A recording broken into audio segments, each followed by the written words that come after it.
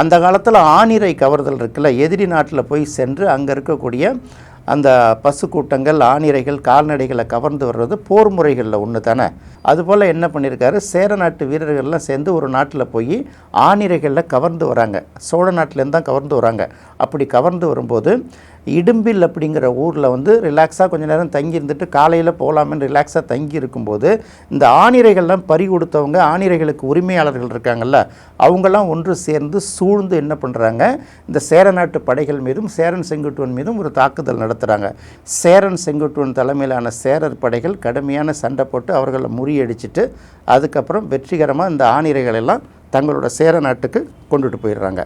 இது நடைபெற்ற இடத்துக்கு பேர் வந்து சோழ நாட்டில் இடும்பில் அப்படிங்கிறது பேர்.